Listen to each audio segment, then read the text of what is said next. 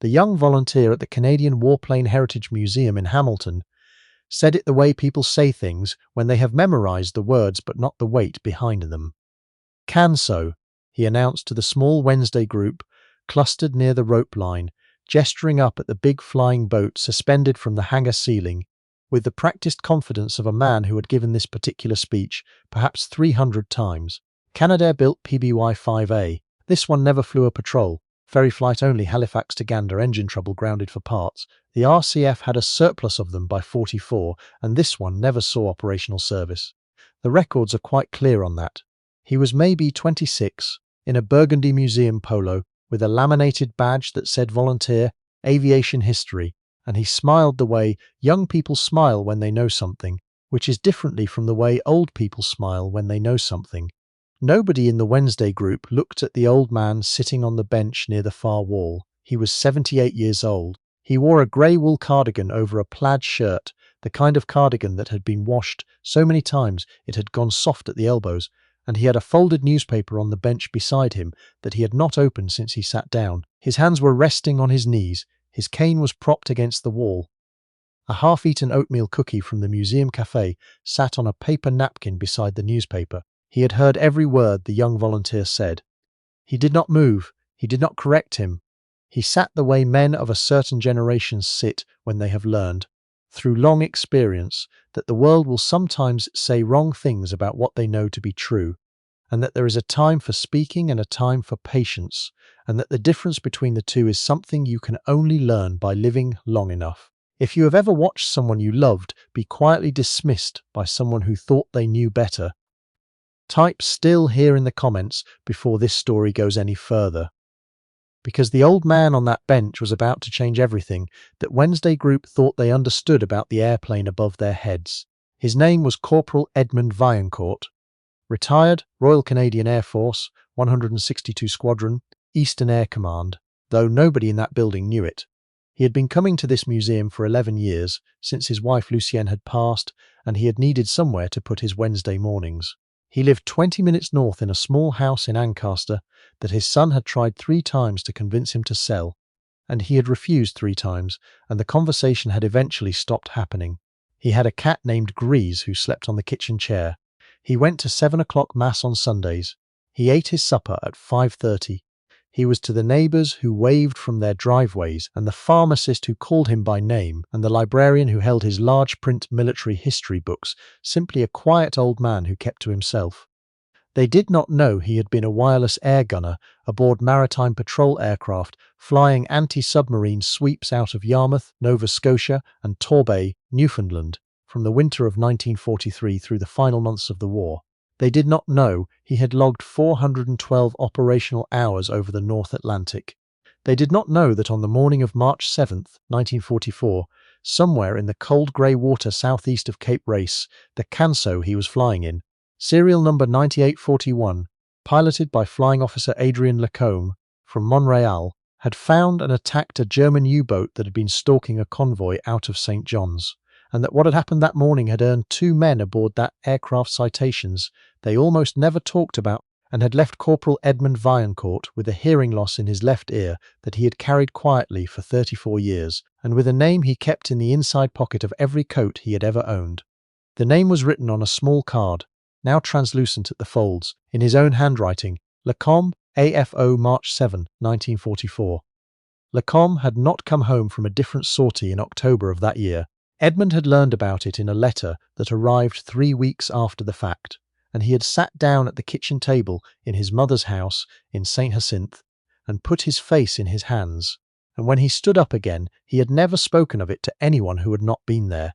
He had not come to the museum that Wednesday looking for anything in particular. He came because it was Wednesday. He came because the hangar smelled like oil and old metal and institutional floor cleaner, and that particular combination of smells had become, over 11 years, the smell of a place where he could sit quietly without anyone needing anything from him. But the moment he had walked through the side entrance and looked up and seen the flying boat hanging above him in the angled morning light that came through the high clerestory windows, something behind his sternum had shifted. He had stopped walking. He had stood still for a long time, looking up, the hull lines, the blister positions, the particular way the wing root met the fuselage just aft of the cockpit, which he had studied from the inside for 2 years and which he would have recognized in the dark in a crowd from the other side of a field. He was not a sentimental man, and he did not believe in signs, but he had stood there in the entrance to that hangar with his cane and his newspaper and his half-eaten cookie, and felt something he had not felt in a very long time. He had found a bench and sat down. That was 3/4 of an hour before the Wednesday group arrived with their volunteer. He waited until the group had moved on toward the Lancaster in the far bay, following the young man in the burgundy polo.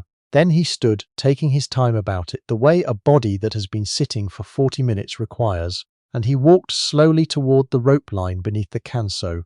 He did not read the placard. He stood under the nose and looked up at the hull, and he looked at the forward gun blister, and he looked at the faded grey-green paint, where the original maritime patrol scheme showed through in patches under the museum's later coat. And then he reached into the inside pocket of his cardigan and took out a small spiral notebook, the kind sold in pharmacies for $2, and he found a page near the back where he had written, in the careful capitals of a man whose handwriting had been shaped by filling in logbooks, a serial number. He looked at the serial number on the notebook page. He looked at the serial plate on the aircraft, the one visible through the rope. He put the notebook back in his pocket. He stood very still. He pressed his lips together once. Then he went to find someone who worked there. Her name was Dr. Patricia Ouellette. Not related to the Margaret Ouellette in the names file, a coincidence of region, and she was the museum's aviation heritage curator, 44 years old, with a master's degree from Carleton and a habit of eating lunch at her desk, and a deep, genuine love for the collection she managed that sometimes made the administrative parts of the job feel like a tax on the real work. She was writing collection notes when she heard the quiet knock on her open office door. She looked up. She saw an old man in a grey cardigan with a cane and a notebook in his hand, and eyes that were not asking about the gift shop. "Excuse me," he said, in English with a faint accent from somewhere in Quebec. "I am sorry to bother you. I wonder if I could ask you about one of your aircraft." "Of course," she said. He told her which one. She began to say what the young volunteer had said, because that was what the records said. He let her finish. He was courteous about it. He waited until she was completely done. Then he said, quietly, "I think there may be a problem with those records. I would like to show you something if you have a moment." He paused. "And then I would like to tell you, if you are interested, where that aircraft actually was on the morning of March 7th, 1944, and what it did, and why I know." Dr. Ouellette did not speak for a moment. She closed her laptop. She folded her hands on the desk in the manner of a person giving someone their complete attention. "Please," she said, "sit down." He sat. He took out the small notebook. He laid it open on the desk between them. The page showed a serial number, a date, and 3 lines of neat capitals. 162 SQNR CF44 MR7 Lacombe Volonasti Pier. Below that, in different ink, older, a notation that looked like it had been copied from something official. U-boat contacts or 614Z, attacks or 631Z, confirmed damaged, convoy escort position 46 degrees 52, N 52 degrees 14 W. Dr. Ouellette looked at the page. She looked up at the old man. She said, "Is this?" "I wrote that," he said, "in 1987, from the operational record book, the original." He tapped the notebook gently. "The Orby entry is in the collection at Library and Archives Canada in Ottawa. I have seen it. I have the reference number." He took a breath. "I was the wireless air gunner. I was 21 years old. I flew in that aircraft 17 times before that morning and 6 times after." He paused again. "Flying Officer Lacombe was my pilot. He did not survive the war. I would like your museum to know his name." Dr. Ouellette picked up her phone. She called the volunteer coordinator.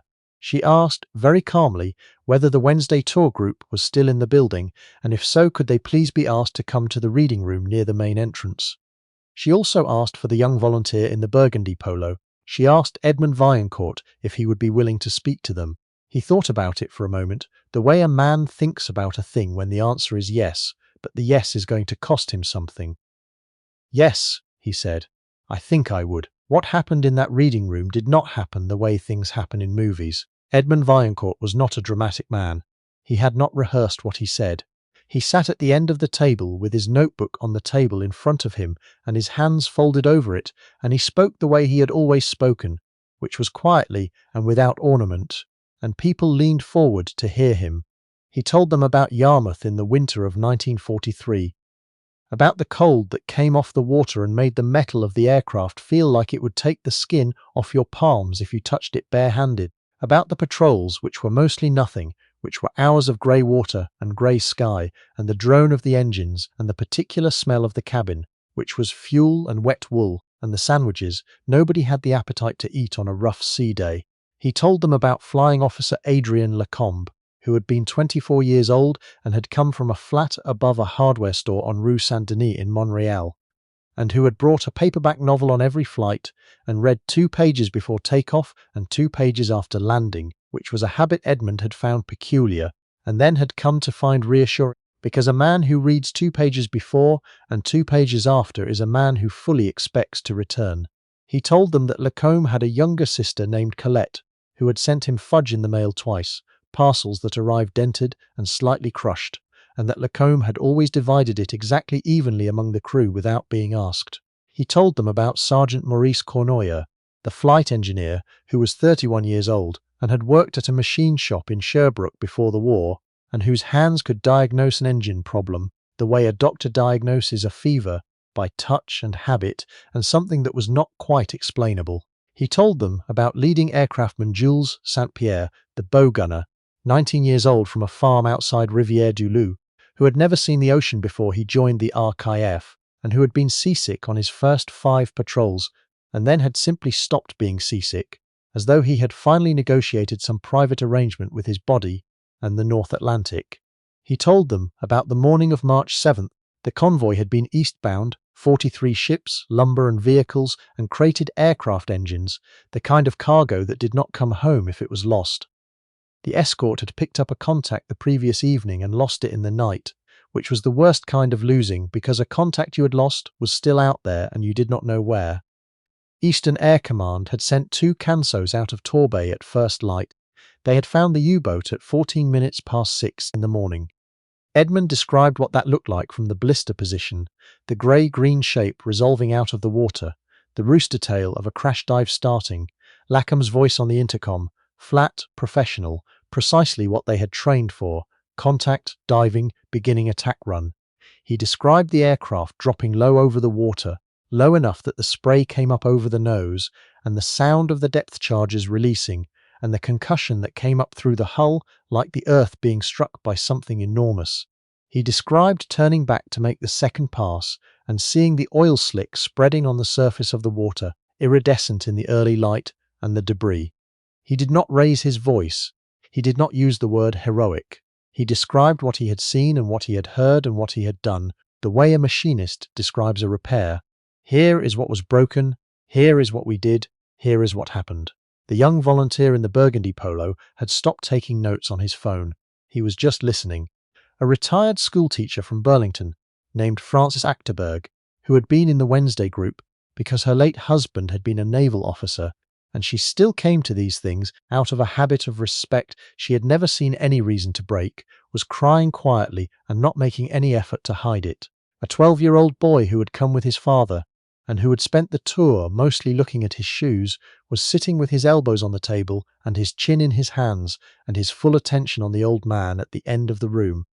Edmund told them about October.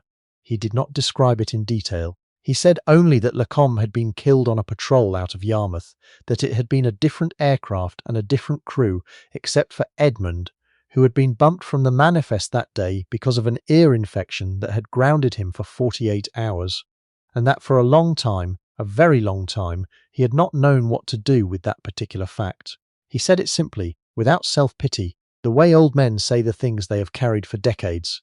Not dramatically, because there is no drama left in them, only the plain shape of what happened. The room was quiet after he finished. Then Frances Achterberg said, "My husband served on HMCS Swansea. She was one of the convoy escorts, 1943 to 1945. She paused. He never talked about it either. Edmund looked at her. He nodded once. "No," he said. "We generally didn't." The young volunteer, his name was Kieran Molloy, 25 years old, in his second year of a history degree at McMaster, who had taken the volunteer position because he genuinely loved aviation history and who had been giving the wrong information about this aircraft for 4 months without knowing it, asked, very carefully whether Edmund would be willing to help him correct the museum's records. Edmund said yes. He said it the same way he had said everything else that morning, which was quietly, without making it into more than it was, without making the young man feel worse than necessary. He had been to shop steward for 11 years at the plant where he had worked after the war, and one of the things a shop steward learns is that the point of correcting someone is not to establish that they were wrong.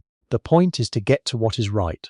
Dr. Willett spent the afternoon on the phone with Library and Archives Canada and with the Directorate of History and Heritage at National Defence. The operational record book entry was located within 2 hours. The serial number matched, the date matched, the crew manifest matched. The aircraft hanging in the hangar at the Canadian Warplane Heritage Museum in Hamilton, which had been identified in its placard and in its donor records as a Pfefferi flight-only, non-operational Canso that had never flown a patrol, was in fact, had always been, serial number 9841, 162 Squadron, Eastern Air Command, Royal Canadian Air Force, which on the morning of March 7, 1944, had located and attacked a German submarine at the edge of a convoy lane southeast of Cape Race, Newfoundland, and had come home. The donor records from the early 1980s had listed the aircraft as non-operational because the private collector who had acquired her from some subs had received incomplete paperwork, a common enough problem with aircraft that had passed through multiple hands in the decade after the war. Nobody had checked. The placard had repeated what the paperwork said. The volunteers had repeated what the placard said. This is how history gets lost. Not through malice, through paperwork, through the ordinary transmission of incomplete information from one generation of custodians to the next, each one doing their best with what they had been given. Edmund Vaillancourt had known for 11 years. He had come to sit beneath that aircraft every Wednesday for 11 years, and he had not said anything, because nobody had asked him, and because he was not a man who pushed himself into conversations that had not been opened to him. He had been content, or something close to content, to simply be in the same room with what he knew. What changed on that Wednesday was the young volunteer saying, in front of a room of people, that Adrian Lacomb's aircraft had never flown a patrol. Edmund had been quiet for a long time. He had decided on that bench with his half-eaten cookie and his unopened newspaper that this was the time for speaking. Kieran Molloy drove to Edmund's house in Ancaster on a Saturday morning 2 weeks later with a draft of the corrected placard text and a printout of the ORB entry from Library and Archives Canada and a box of Timbits because he did not know what else to bring, and it seemed appropriate. He sat at the kitchen table and Grizz the cat walked across his notes twice, and Edmund made coffee, and they went through the placard text word by word. Edmund changed 4 things. He changed anti-submarine patrol aircraft to maritime patrol and anti-submarine aircraft because the distinction mattered. He changed the description of the March 7th action from participated in U-boat contact to located and attacked a surfaced U-boat because participated was a bureaucratic evasion that had always annoyed him. He added Cournoyer's rank correctly because Kieran had written sergeant where it should have said flight sergeant by that point in the war, and he crossed out the phrase details of crew fate unknown and replaced it in his neat capitals with F.O. Adrian Lacombe, killed in action October 14, 1944. Yarmouth, Nova Scotia. They sat for 2 hours after the placard was done. Kieran asked questions. Edmund answered them. At one point, Kieran asked whether Edmund had ever tried to find Lacombe's family, and Edmund was quiet for a moment, and then said that Lacombe had had the younger sister, Colette, and that he had written her a letter in 1945, and that she had written back once, and that she had died in 2003, and that there had been children, and that he had not pursued it further because he had not known how. Kieran asked if he would like help with that, and Edmund looked at him over his coffee cup for a moment. "Yes," he said, "I think I might." The new placard went up on a Thursday in November on a cold, bright morning when the light came through the high clerestory windows at a low angle and made the Canso's hull glow silver grey. Dr. Willett had arranged for a small ceremony, nothing elaborate. She knew Edmund well enough by then to know that elaborate was not what was wanted.